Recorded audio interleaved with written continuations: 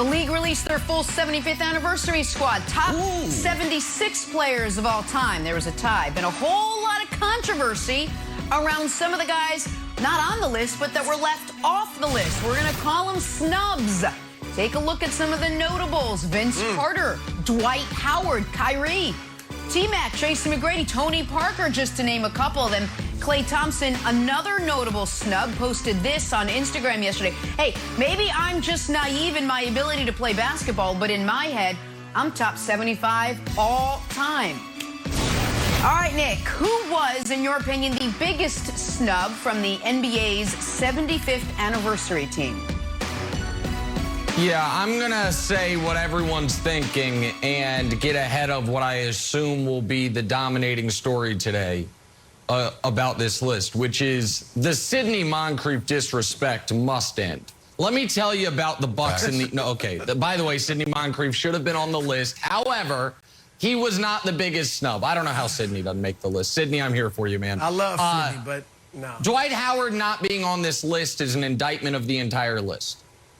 If we're throwing guys off because they're unpopular, then someone tell Rick Barry, because he's out too. This is an indictment on the process, and it makes it seem a little too much like the cool kids table at lunch rather than the most prestigious group in NBA history. Dwight Howard, 3 times in his career, was the Defensive Player of the Year. Dwight Howard, 4 times in his career, was top 5 MVP voting. Dwight Howard was the best player and the only all-star caliber player on a finalist on a team that beat LeBron in the playoffs in a series. LeBron averaged 38, 9, and 9.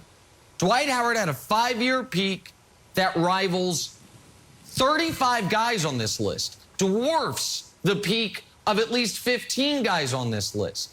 And I'm not trying to kick guys off, but Ray Allen made the list. He, of course, never had a top 8 MVP finish, much less top 5. He was All-NBA twice. Reggie Miller made this list. He was 3rd team All-NBA 3 times. That's it. He never once finished top 10 in MVP voting. Paul Pierce made this list. He was 4-time All-NBA, Bruce or Wilds. I'm not throwing Paul Pierce off the list. What I am saying is Dwight's resume, Broussard, is not borderline top 75. It's borderline top 45, unquestionably top 65, and probably somewhere in the middle between 45 to 65. He didn't get on the list because Shaq's made fun of him for a decade and because people don't like him. It's unfair. And that is, without question, the biggest indictment on the list as a whole.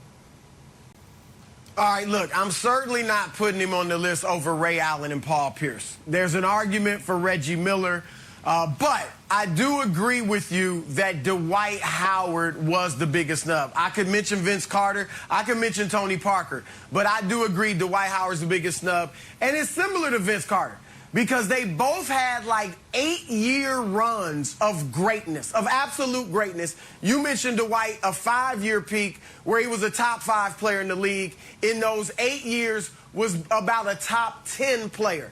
The problem for Dwight is that, and look, and I'm with you, Nick, the committee of voters is supposed to be above this.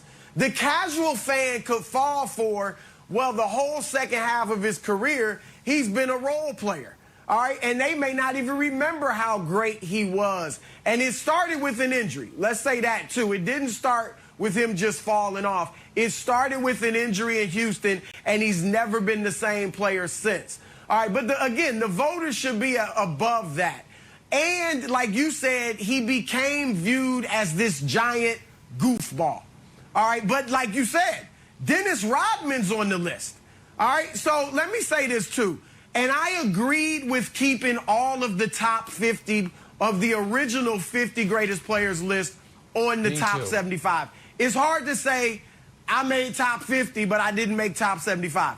However, there are at least, Nick, a dozen guys on the top 50 original list that really aren't top 75 players. And that's not era bias. That's guys that, if we critique them by what we do today, did they win much? There are guys on that list that didn't win much, especially as the #1 guys. How long was their run of greatness? There are guys on the list that didn't have a very long run of greatness, all right? So there's that, but I don't want to rip any of the old heads. New guys, you mentioned a few. I'm going to mention one from the modern era that Dwight should definitely be on before. Dennis Rodman. And Rodman was great. He was a tremendous defender. So was Dwight. He was an awesome rebounder, better than Dwight, but Dwight was an awesome rebounder too, very close to Dennis Rodman. And Dwight was light years ahead of Rodman in terms of scoring. And their era of greatness was about the same. Rodman had about 8 awesome years, like Dwight. I'm going to also mention another guy, and I wonder what your response on this, Nick. Anthony Davis. Now, if it plays out as we think it will, and maybe Davis wins more championships, maybe a finals MVP, it's different. But at this point, Dwight Howard over Anthony Davis all day, every day. Better rebounder, both great defenders. Anthony Davis scored more, but here's the thing. Dwight was the anchor, as you mentioned, of an NBA Finals team that beat LeBron. And Anthony Davis, in 7 years in New Orleans before he got to LeBron, made the playoff twice as the #1 guy. And won one series. playoff That's series.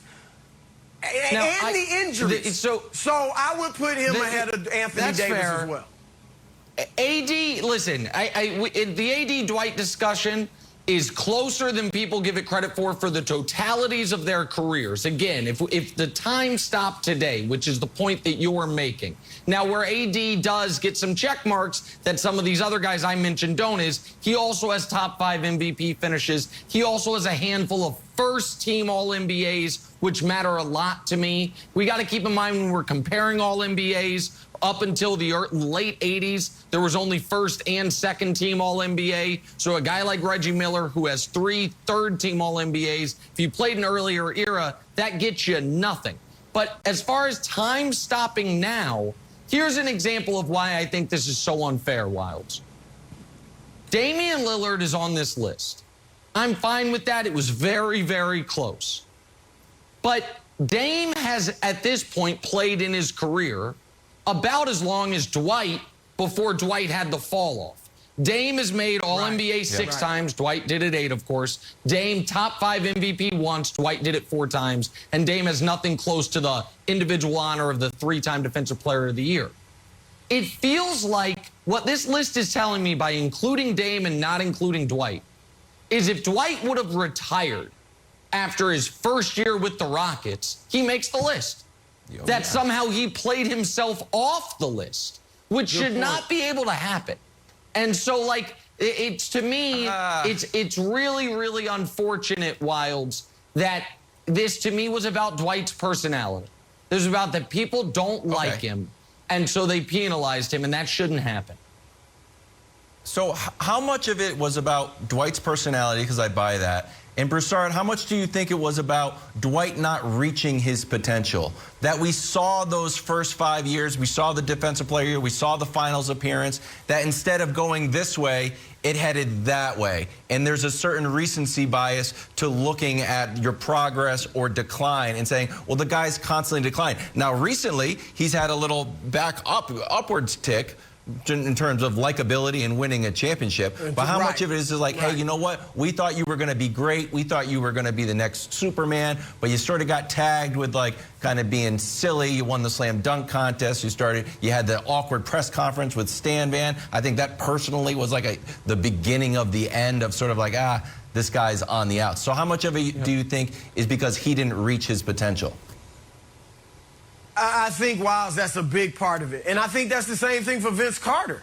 That's the thing. When you play, like Vince Carter and Dwight Howard have played, what, 8, 9, 10 years as mediocre role players. I mean, really. And people forget how great you are. If you look at the modern era guys on the list, you never really saw them as mediocre players. They left maybe after a year or 2, if that, of being okay.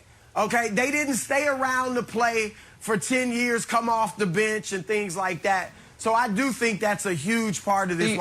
Nick, great point. Had Dwight retired after he left the Rockets, he probably is on this list. Yeah. But that's the problem with, you know, I wouldn't say played his way off of it. Continuing to play. That's an interesting way I think he did. Putting it, yeah. And one last point is the Dwight potential thing, Wilds. Everybody loves Shaq. Shaq has really twisted people's minds about something as factually based as how big is Dwight Howard. Shaquille O'Neal is 7'2", was the most physically dominating force in modern basketball.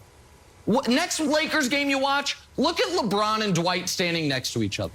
Dwight's a little taller than LeBron.